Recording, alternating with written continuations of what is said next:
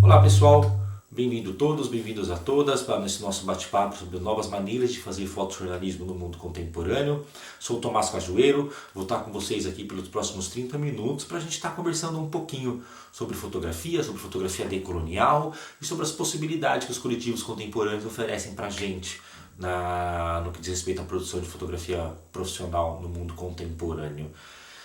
Muito rapidamente, vocês conheceram um pouquinho quem eu sou. Eu tenho uma formação em jornalismo pela Universidade para Estrangeiros de Perugia, na Itália, onde morei de 2006 a 2011.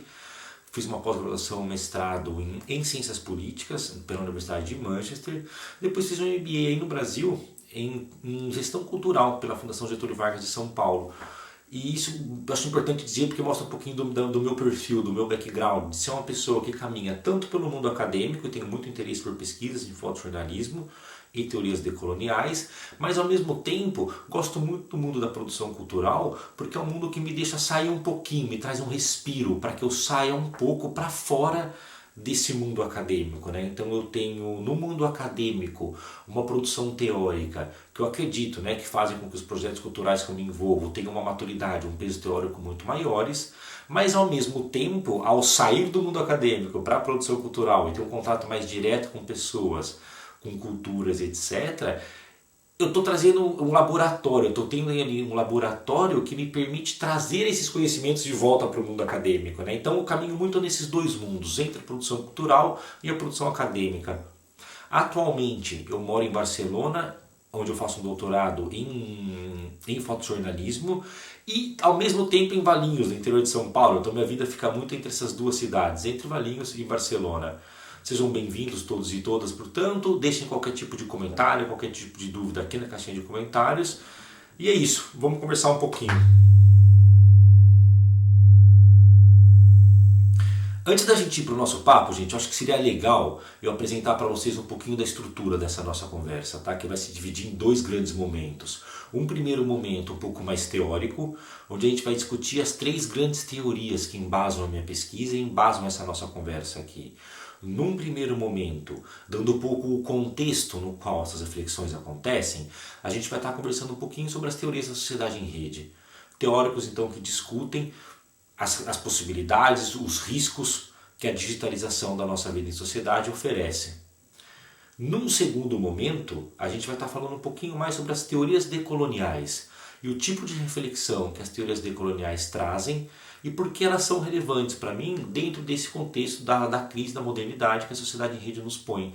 Né? Então essa crise climática, a crise democrática que a gente está vivendo e qual visão a teoria decolonial pode ter sobre tudo isso. Num terceiro momento, passaremos a falar um pouquinho mais sobre os coletivos contemporâneos.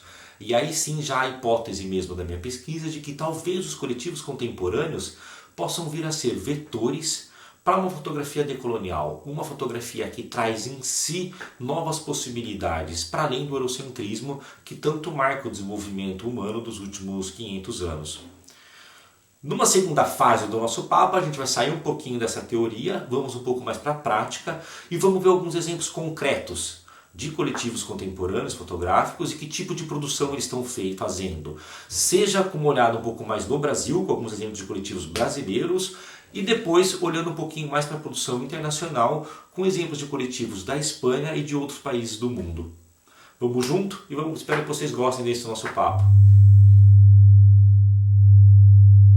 Acho que uma boa maneira da gente começar é a gente discutindo um contexto sociopolítico no qual acontece a ascensão dos coletivos fotográficos contemporâneos. E basta a gente estar vivo, gente, para a gente entender que é um contexto de crise. Nos últimos 15, 20 anos a gente tem vivido uma crise atrás da outra e algumas delas se acumulam, como por exemplo a crise ambiental. E são crises que são necessariamente crises globais. Nenhum país consegue resolver sozinho a crise global. A crise democrática que a gente tem vivido nos últimos anos não vai ser resolvida por um único modelo, por um único país. A gente precisa juntos pensar novos modelos de organização social. Uma sociedade, por exemplo, como o Bolter discute nesse livro A Plenitude Digital, é uma sociedade marcada não mais por uma cultura dominante, mas pela ascensão de várias culturas e de várias manifestações culturais que até então nem eram consideradas culturas com C maiúsculo, como eu falo. Eram culturas secundárias, culturas marginalizadas, mas que hoje estão no centro da sociedade. E as pessoas não precisam mais dessa conexão global com toda a sociedade. As pessoas se fecham nisso que a gente tem chamado muito de bolhas ultimamente, né? E essas bolhas organizam a sociedade muito mais do que uma sociedade em massa. É um termo que ultimamente tem tido uma conotação muito negativa, essa questão das bolhas. Mas ela não necessariamente é negativa. Muito pelo contrário, tem uma série de aspectos muito positivos quando a gente passa a se organizar em grupos muito mais coesos, com valores, com uma identidade muito mais coesa do que aqueles grupos que organizavam a sociedade em massa. Por exemplo, a questão do movimento feminista, do movimento ambientalista, que consegue superar barreiras nacionais e se organizar num âmbito muito mais global, pessoas que vêm de culturas muito diferentes, mas dividem uma série de valores. Uma feminista de São Paulo, uma feminista de Istambul e uma feminista de Japão, do Tóquio, tem muito mais em comum entre elas do que uma feminista de São Paulo com uma protestante gaúcha, que a única coisa que tem em comum em muitos casos é ter nascido no mesmo território. Então essa plenitude digital e a possibilidade das pessoas se organizarem em bolhas que fazem uma coesão de valores muito mais próximas é uma das grandes diferenças que dificulta a organização da sociedade nos nossos modelos atuais da sociedade em massa. Ela é também uma sociedade que, falando um pouquinho da comunicação, tem uma característica muito interessante, que é a convergência de canais. É uma convergência de canais que, de um lado, gera a ascensão de novas maneiras de organização da comunicação, através do jornalismo cidadão, através dos fotocoletivos, que a gente vai falar daqui a um pouco, e ao mesmo tempo ela também permite a ascensão dos grandes conglomerados de comunicação. Então essas duas forças ficam competindo dentro da sociedade em rede, né? De um lado a gente tem as pessoas com cada vez mais poder de criar suas próprias narrativas e ao mesmo lado grandes conglomerados de comunicação comprando cada vez mais concorrentes e criando conglomerados cada vez maiores. E uma das características importantes que tem mudado a estrutura da sociedade em rede.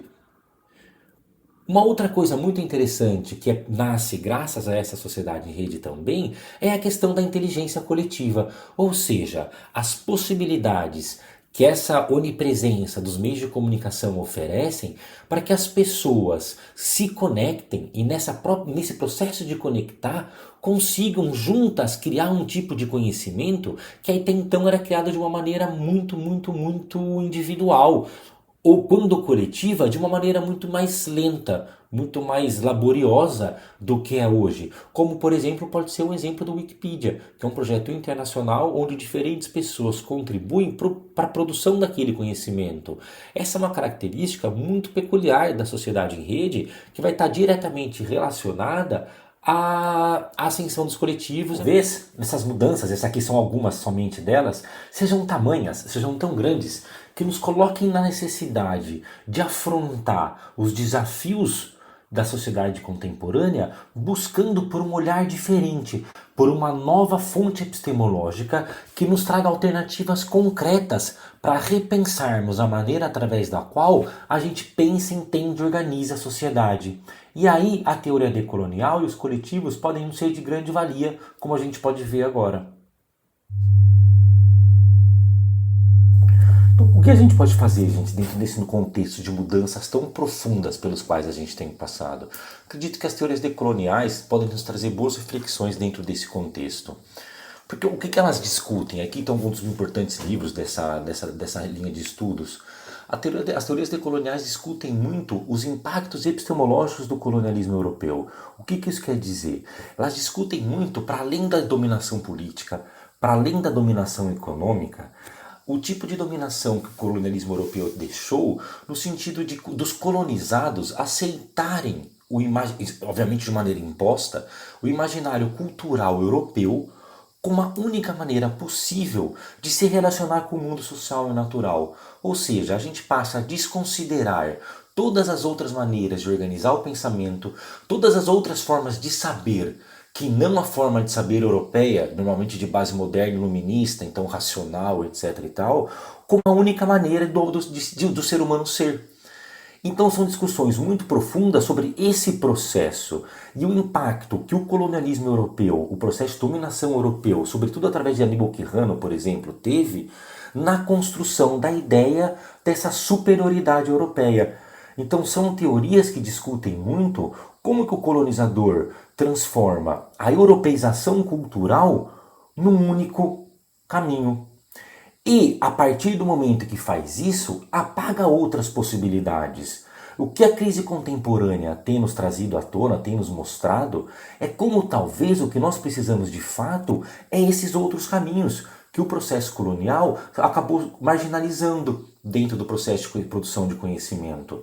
Então, a partir do momento que a gente estuda o processo de colonialismo europeu e desconstrói essa ideia de que a Europa é o único lugar desenvolvido, é onde todos nós queremos estar e queremos ser, a gente passa a enxergar valor em outras formas de produção de conhecimento que detenham, talvez, as soluções para essas crises que a gente acabou de conversar. É muito óbvio que o saber indígena dos povos originários, por exemplo, tem muito a nos ensinar sobre a preservação do meio ambiente.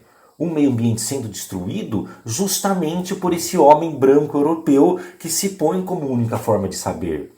As teorias decoloniais, portanto, estudam o impacto do colonialismo nessa nossa percepção de mundo, mas, sobretudo, como superar esse impacto dentro das possibilidades do mundo contemporâneo.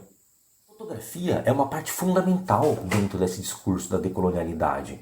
Por quê? Porque a imagem é fundamental na construção, no processo de construção das possibilidades.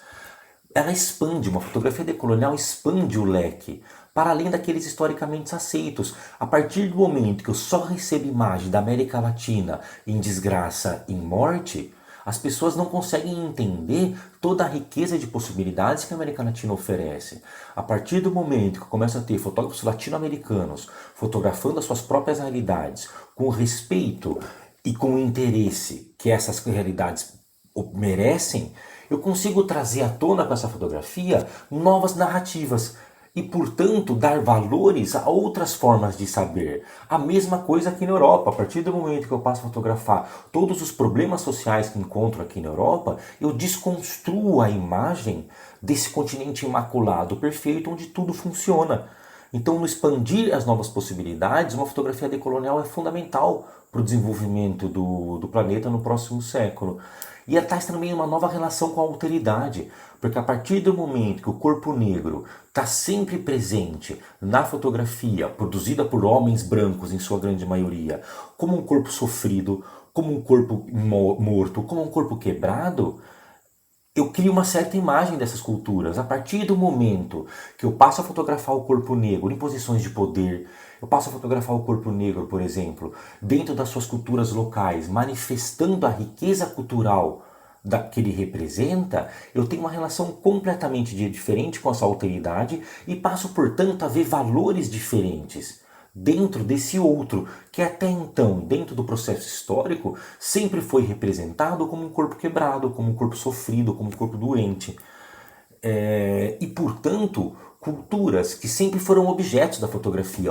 A fotografia sempre foi para o chamado terceiro mundo, para o mundo em desenvolvimento, para fotografar como objeto de antropologia, como objeto de estudo.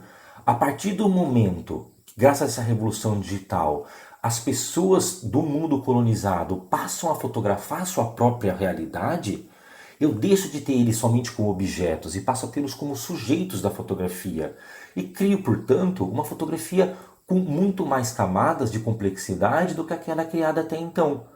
E os coletivos fotográficos talvez sejam um vetor para essa fotografia, como a gente pode ver um pouquinho agora. Vamos dar uma olhada nesse detalhe.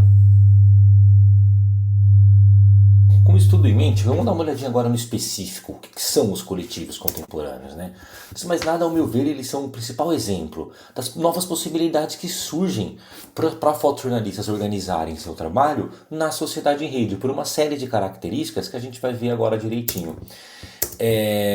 O que eles, no específico, e aí usando um pouquinho do trabalho do professor Eduardo Queiroga, de alguns outros pesquisadores que se dedicaram ao tema, a gente entende, primeiro de mais nada, que são grupos de fotógrafos que se reúnem para fortalecer o seu trabalho de diferentes maneiras, seja de um ponto de vista financeiro, ou seja, aumentar a rede de contatos para conseguir vender mais pauta, para ter mais acesso à redação de jornal, a espaços de comércio, de fotografia, de um ponto de vista organizacional, para se fortalecer, ideologicamente, para ter um espaço de discussão de ideias, etc. e tal. Então o grande X da questão é isso, eles se reúnem por entenderem que juntos eles são muito mais fortes do que sozinhos. Inclusive, juntos eles são muito mais fortes do que as somas das próprias individualidades. Não tem um modelo único, claramente, né? Como tudo da sociedade em rede, existem diferentes maneiras de organizar um coletivo, que é um reflexo das diferentes realidades nas quais esses coletivos nascem. O que tem muita ressonância, né, com a questão da chamada decolonial pelo pluriverso, pelo fim do modelo único, né, de desenvolvimento. E também são muito heterogêneos dentro da formação. Os fotógrafos são muito diferentes dentro de si em diferentes coletivos. Tem coletivos surgindo com diferentes expectativas, com diferentes espectros sociopolíticos, etc. e tal. Vamos ver agora algumas outras características um pouco mais em específico desses coletivos contemporâneos. Uma primeira e mais óbvia dessas características é que a maioria das interações desses coletivos acontecem online. As reuniões, discussões de pauta, encontros acontecem online, através de diferentes plataformas, claramente, né, dependendo da realidade de cada um desses coletivos. Mas é muito interessante também, porque esses coletivos ganham muita força, isso é muito frequente na pesquisa, quando eles saem das interações online e passam a se encontrar na rua. Seja para a produção de pautas conjuntas, seja num bar para tomar cerveja e conversar sobre fotografia, conversar sobre o grupo. É uma existência híbrida que tem sim a maior parte das suas interações online, mas que necessita, que precisa sair da internet para ganhar peso, ganhar força, ganhar consistência como grupo. São fotógrafos com uma base local, muitos deles dividem a mesma realidade geográfica, o mesmo espaço geográfico. De novo, gente, não é um único modelo, são características que a gente encontra em alguns sim, em alguns não, enfim. Mas essa coisa da base local é uma parte muito importante, porque esses fotógrafos estão ali fotografando a própria realidade e mudam, portanto, a lógica do fotojornalismo profissional, que até então dependia que as grandes agências mandassem um grupo muito seleto, muito pequeno de fotógrafos, normalmente europeus, brancos e homens, para fotografar eventos acontecendo no mundo todo. A partir do momento que a gente tem um fotógrafo local fotografando a sua realidade, e graças às características da sociedade em rede, conseguindo vender essas fotos para o mundo todo, a gente produz um tipo de narrativa fotográfica muito diferente, muito mais profunda, que enxerga com muito mais clareza todas as camadas que compõem qualquer sociedade humana. Diferente da visão estereotipada que qualquer um de nós tem quando a gente chega numa realidade nova pela primeira vez, né? Então essa é uma característica muito importante dos coletivos contemporâneos. São claramente ativistas, o debate da fotografia ser objetiva, que dominou muito boa parte do debate acadêmico sobre estudos de fotojornalismo no século passado, claramente está superado, é uma fotografia de parte, tem uma coesão ideológica, é uma fotografia política, claramente política. Alguns exemplos de coletivo, inclusive, se enxergam como fotoativistas, como pode ser o caso do fotomovimento, que a gente vai ver daqui a pouquinho. Eles têm, portanto, uma subjetividade muito mais coletiva. A partir do momento que todo mundo participa das discussões de pauta, todo mundo participa das discussões de gestão do coletivo, e eu não tenho mais uma coletividade tão verticalizada como são das antigas agências, que as decisões de poder são claramente hierarquizadas, né? Vem de um alto e vai baixando até chegar no fotógrafo. Dentro dos coletivos não, tá todo mundo igual, todo mundo discutindo, desde o processo da pré-produção até o processo de pós-produção daquela fotografia, a discussão é feita por todos. O que traz uma nova camada de debate, né? Quem é o autor da foto? O autor da foto é aquele que aperta o botão? O autor da foto são todos aqueles que participaram desse debate coletivo, inclusive a pessoa que está na frente da câmera. É um debate muito interessante que os coletivos trazem para o mundo da fotografia. Nascem por uma indignação, a maioria deles. Seja uma indignação com o sistema do fotojornalismo, seja uma indignação política, seja uma insatisfação com o salário, com quanto recebem por uma grande agência, e tem uma origem normalmente muito espontânea. São poucos os casos, apesar de existirem, de coletivos que antes de virem à tona, de saírem das discussões teóricas, começarem a produzir fotograficamente, passa muito tempo. A maioria se encontra e já começa a produzir junto. E não tem um líder. Claramente não tem o dono do coletivo. O coletivo é uma união de várias forças juntas. Mas vai ficar mais claro agora se a gente ver alguns exemplos de coletivos que estão atuando hoje em dia.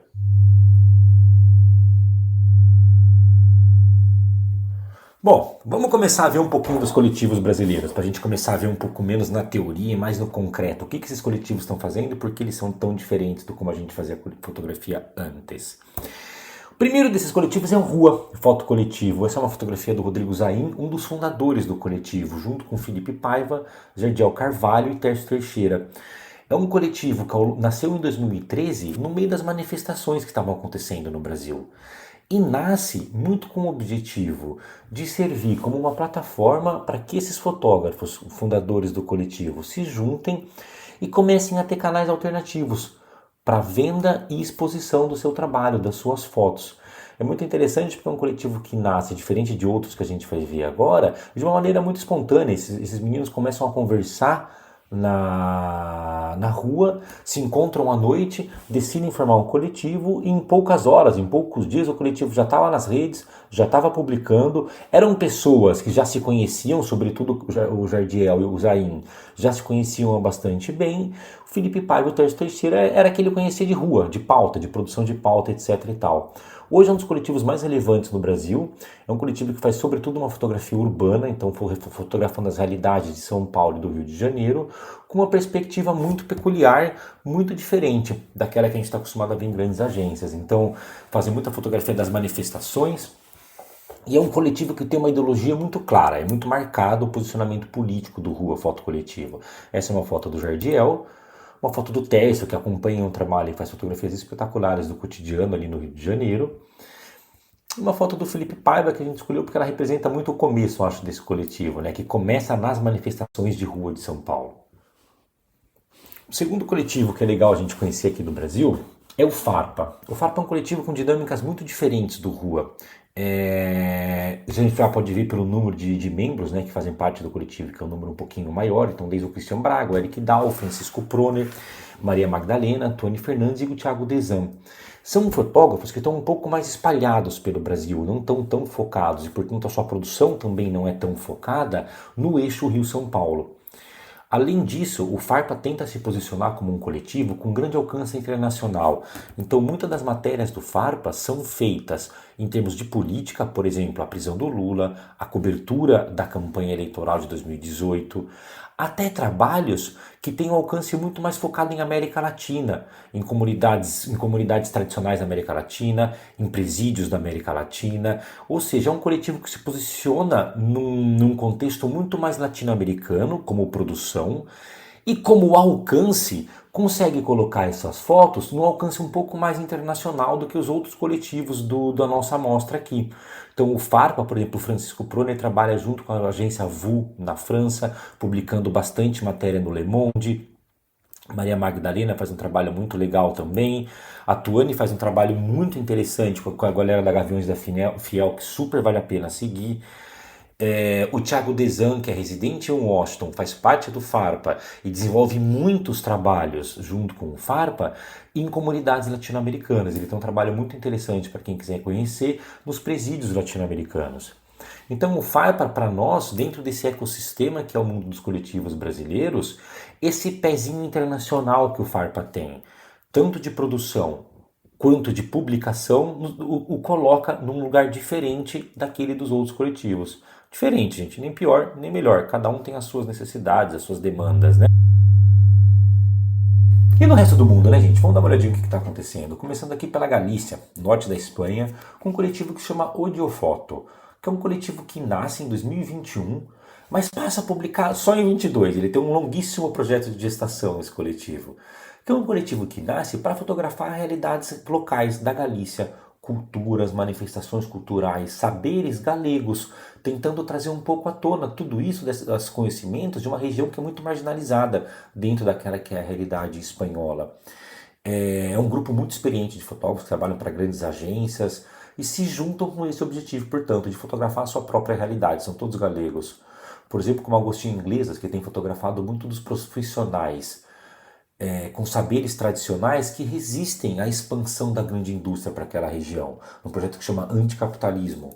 Ou então Adra Palom, num projeto que discute muito a Espanha vazia, essa realidade que é muito forte em alguns países da Europa, de algumas pequenas vilas, algumas pequenas cidades que estão desaparecendo, porque os jovens estão indo embora, ninguém está chegando para morar lá, e essas cidades estão desaparecendo com o tempo. É um trabalho muito interessante, que aliás vocês encontram todos no site do coletivo, que é esse que está aí na tela. Em 2022 acontece algo muito interessante com o Olho, que eles publicam a primeira reportagem coletiva, feita, assinada por todos os fotógrafos, então assinada em nome do coletivo, e que discute a questão dos incêndios, que infelizmente é uma realidade muito frequente na Galícia, nessa região específica aqui da Espanha. Um outro coletivo muito interessante aqui da Espanha é o Fotomovimento. Muito diferente do Audiofoto, porque ele é muito mais parecido com rua, no sentido que é uma fotografia urbana que nasce nas grandes manifestações que acontecem aqui na Espanha em 2011, muito em consequência ainda da crise, né, financeira toda que assolou o mundo todo naquele período. E é um coletivo que muito claramente é ativista, se propõe como um ativista, um coletivo ativista, se propõe mais do que como um coletivo, como ativistas, que usam a imagem para gerar discussão e denúncias. Então, portanto, é um mix ali de profissionais de fotografia, gente que vive da fotografia, e de amadores da fotografia.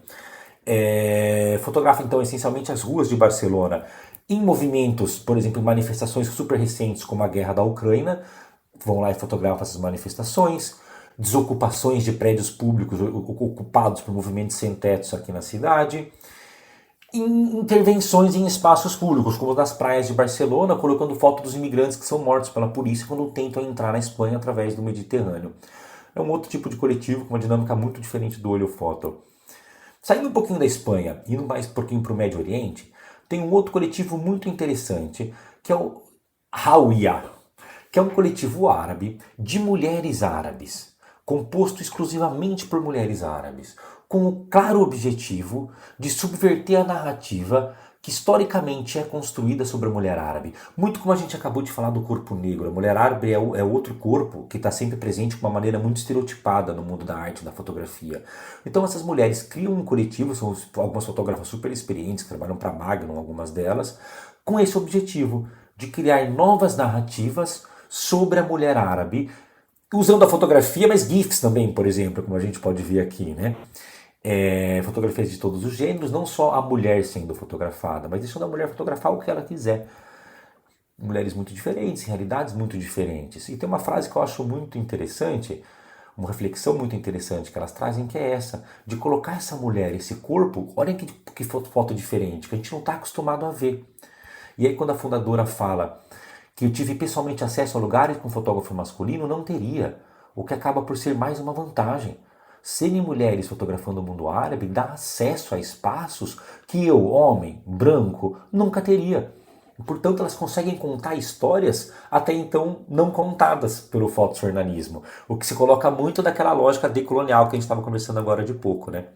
Para fechar esse giro internacional, por falta de tempo, gente, porque tem muito mais. Coloquem o nome de vocês aqui embaixo também de coletivos que vocês conhecem, que vocês gostem de alcance mais internacional. O Active Still da Palestina é muito interessante, porque é um coletivo que nasce na Palestina para fotografar todo o sofrimento e toda a luta do povo palestino nos territórios ocupados.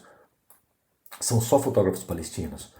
Então, obviamente, eles trazem para a gente uma visão muito mais completa, muito mais complexa do dia a dia da Palestina, que não é um dia a dia só de violência. Sim, fotos de manifestação, sim, fotos de violência, mas fotos de uso muito mais cotidiano também, que é o tipo de foto que às vezes a gente não vê tanto na grande imprensa sobre o mundo ali da Palestina. E é isso. Deixem comentários e a gente vai trocando outros nomes, outros coletivos que vocês possam conhecer aqui também. E é isso, pessoal. Muito obrigado vocês terem ficado com a gente esse tempo todo aqui. Sigam as redes do CopyArt para vocês ficarem sabendo de todas as outras atividades que o coletivo vai ficar desenvolvendo. E fiquem super à vontade para entrar em contato, para deixar qualquer mensagem aqui em cima para a gente continuar essa nossa conversa. Um abraço e até a próxima.